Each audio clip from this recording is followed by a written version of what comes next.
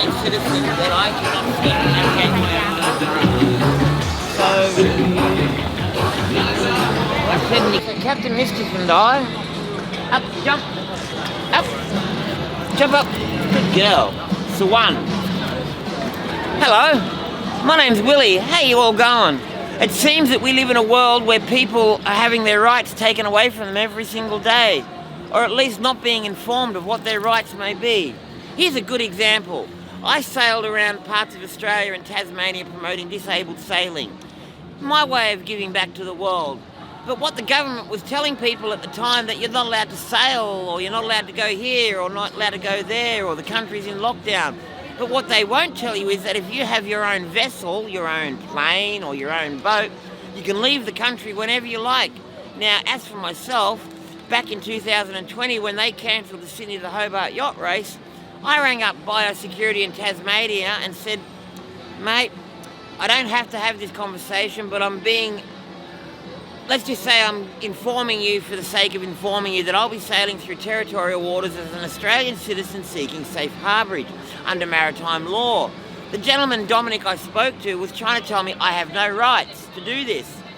But what he doesn't understand is, under maritime law, you have every right to sail through territorial waters. Now, think of an international who comes to another country and is in dire straits. Under maritime law, he can pick up a swing mooring, he can pick up, drop an anchor, or he can go to a dock. He just physically cannot leave the boat. Now, that's basically how I sailed into Tasmania under lockdown and every other part of the country. The silly thing is that we are being misled deliberately. We are not given all the information. They are ridiculing people like Julian Assange and a whole bunch of other people that have actually tried to open up our minds, try to get these people to stand as one, because if we don't stand as one, we haven't got a hope of making any change. Another good example is I went for a motorbike ride with an organisation called Freedom Riders. Now, this was to protest about a Bill of Rights and not having one. We went to Canberra. It was a public holiday. 100, 200 motorbikes rock up. No police bothered to show up. No media showed up. They stood on the steps of an empty building of Old Parliament House on a public holiday and had a bit of a whinge. Then rode back across the border, had a bit of a drink and a pub crawl. They had no hope of making any changes by doing that because no one took them seriously. Yet when I questioned the validity and the actions of how they went about it, I was threatened by 160 motorbike riders because apparently I was putting my foot into it. Apparently let's just say I stood up for what I believed to be true, and what was true did not gel too well with the people that were going for a party. If you want to make a difference, you need action, you need power, you need people that are in authority. If you want to make changes, Canberra, 2 main roads. You block those main roads off with fire, ambulance, emergency services, key service providers, and hold Canberra to ransom. I guarantee they will listen because they'll have no choice. But unfortunately, most Australians aren't willing to take the chance because they're too comfortable in their comfort zones. They're 2.5 children. They don't want to upset the rocking boat. Yet, they're going to find that they're going to have no rights. They're not going to have a say in anything. They're not going to be able to do anything. They're not going to have a family unit. We are all going to be treated like robots. We need to stand up for our beliefs and our rights because the government does not have your best-hearted interest. If the government had its best-hearted interest, they would do something for you. If the Pope was living by the words of Jesus, he wouldn't be sitting up there in a tower of gold. He'd be down here on the streets looking after people, sharing the love, helping people. But unfortunately, that's just not how it is. Very deceitful. It's funny too that the biggest selling book in the world is the Bible, but it's the least read book in the planet. I think we need to wake up. Captain Mischief here and I would like to see you do something about it. Look, I challenge you. I'll be the first person to stand up and have a go. Let's go storm the steps of the castle.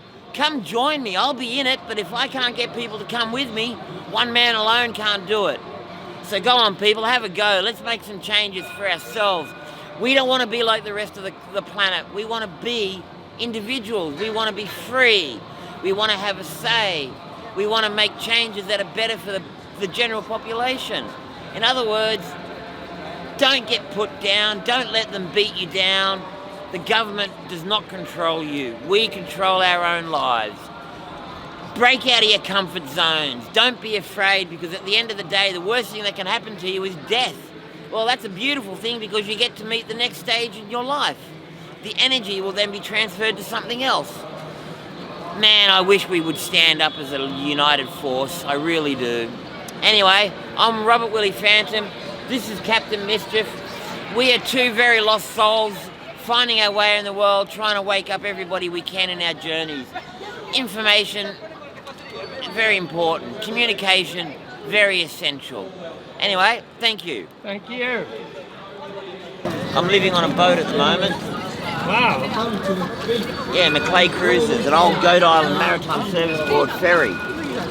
I took it over something like 5 months ago with the help of the Forum Foundation, which are angel investors. They believe in investing in people's lives and future. This gives the opportunity for people to have a go, to break out of their mould, to take charge, to make change for the better in their life. And without that, I don't think I'd be where I am today. It's people like that that restore your faith in humanity. I mean, I've sailed halfway around Australia promoting sailability and disabled sailing. I rode my horses around half of Victoria and New South Wales with a swag and a pack horse, promoting riding for the Disabled Association of Australia. It's just my way of giving back to the world, where so many have helped me. It's just unfortunate so many other people are just a little on the selfish side. Like a good example, we got attacked and mugged down at Rose Bay. People kicked her, kicked into me, smashed my phone, smashed my glasses, but it was the generosity of an old couple that replaced my phone, because they don't believe, how do I put this? They believe in doing unto others as you'd have others do unto you, and I think it's a very, very important principle to live by. It really is. Very governing. So if you want to be treated well, treat people well. You want to be treated like crap, treat people like crap. If you don't want any rights, just keep going the way you are. She's the only dog in 50 years to have circumnavigated Tasmania. Right. There is unity in the oppression. There must be absolute unity and determination in the response.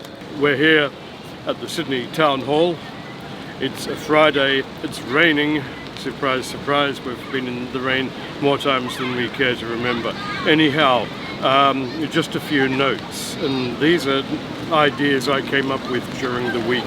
So, years ago, 25 years ago, to be, well, reasonably precise, a guy called Michael Meadows wrote 2 essays. He wrote them in 2 books, which were like year 12 level books for HSC, I guess. And one of his essays was called Journalism as a Cultural Resource. The other essay was called A Return to Practice, Reclaiming Journalism as a Public Conversation.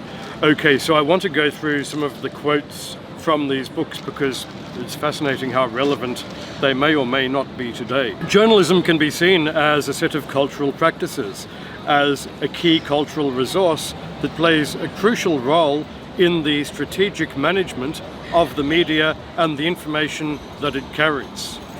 Okay, so one line later, he said, journalists can be considered as influential intellectuals who are in a position to extend moral and cultural leadership. Okay, so they're interesting points. I'd love to see that happening now. Now, moving on, in one of the other books, he said, and I quote, journalism could be seen as a part of making culture or imagining, to use Benedict Arnold's term. If journalism is viewed as a cultural practice, it enables us to think about how it might be used to reform our society so that it may, again, be both for and of the public. And those are interesting points. I tried to keep the words as exact as I could, but my script has been rained on here in the weather.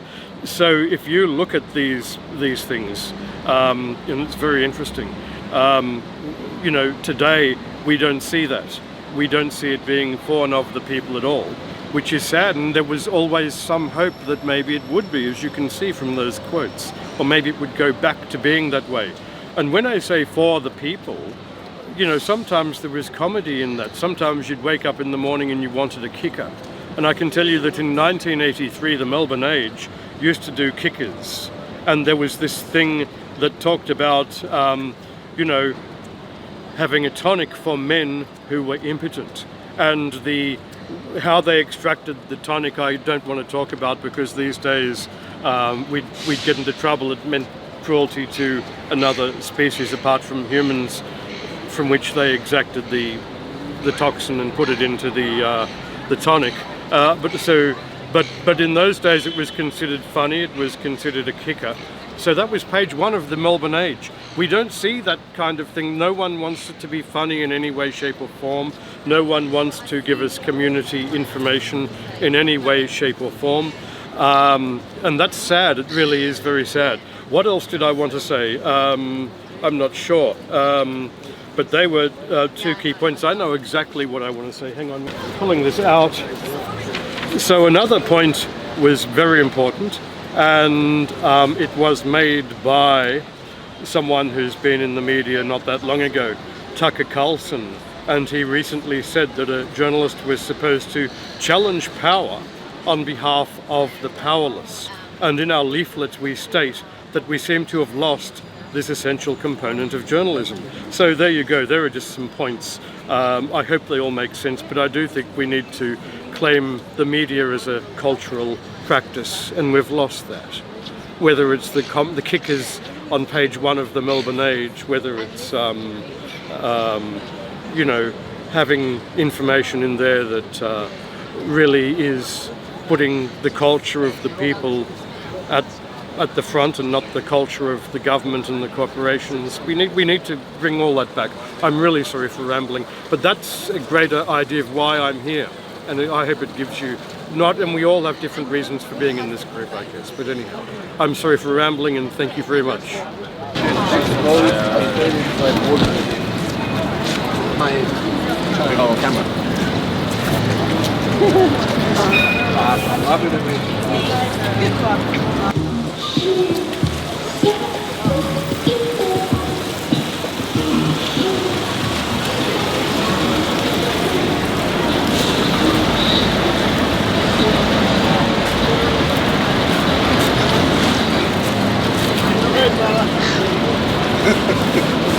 Crazy world, isn't it, eh? See this man, you should be on TV. Julia. Oh yeah. Best mate, you should be on TV. Well, he's going to go to Europe now. Yeah. Yeah. October the 1st, I think. He's going to speak. You will feel compliance. You will feel no pain anymore. No more defiance. Just give us your compliance. Your tracks. Off what you're and you can choose. You're running scared. You're running to our. We have what we need. Just reach out and save you. Let's go. Give us your compliance. We just need your compliance. You will feel no pain anymore. No more defiance. Just give us your compliance.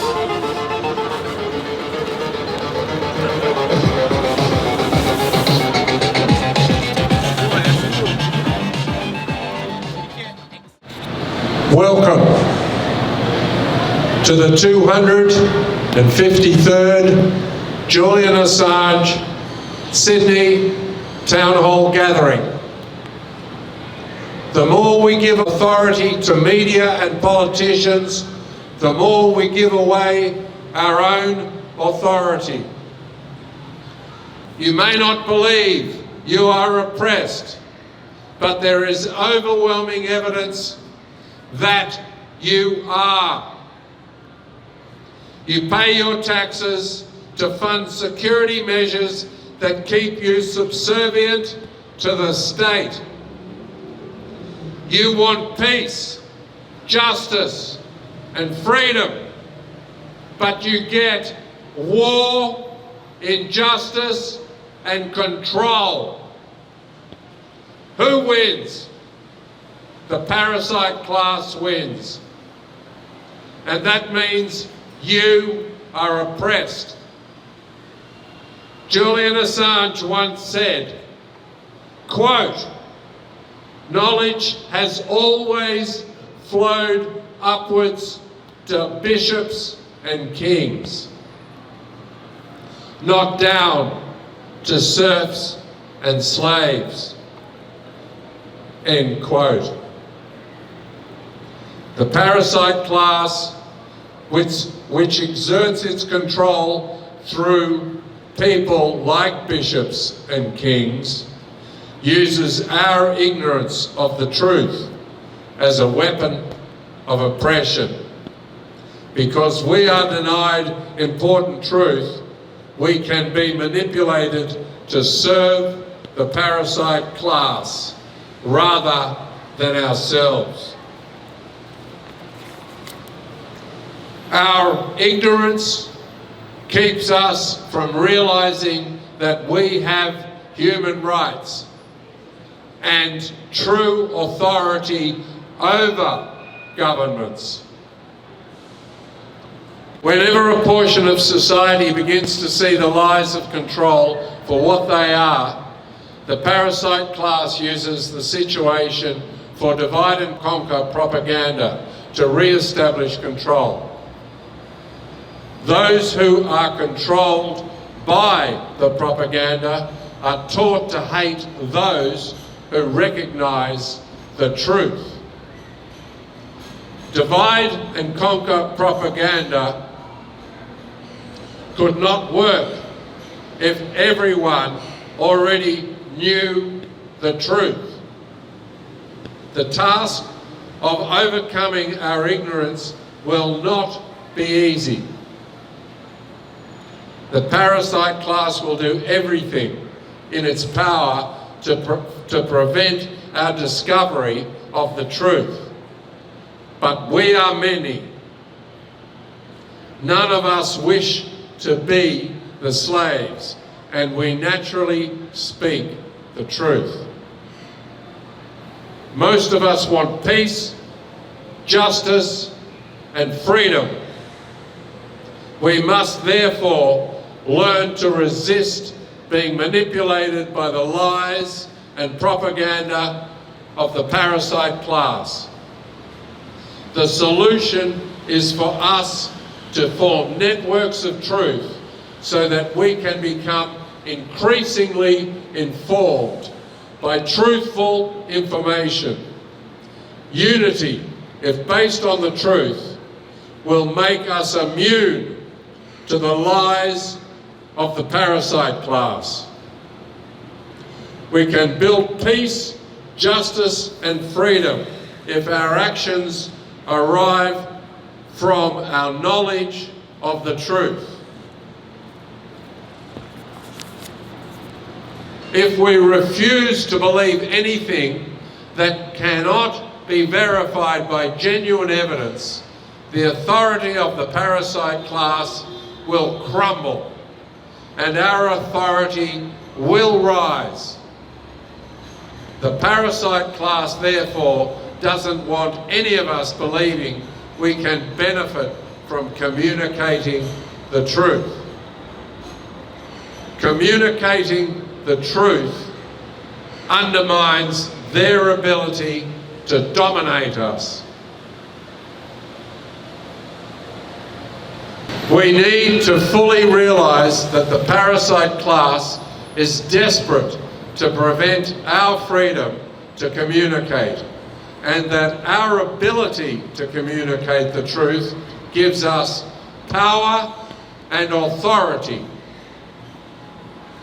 Truth is naturally effortless for us, but we have been exposed to media lies for our whole lives.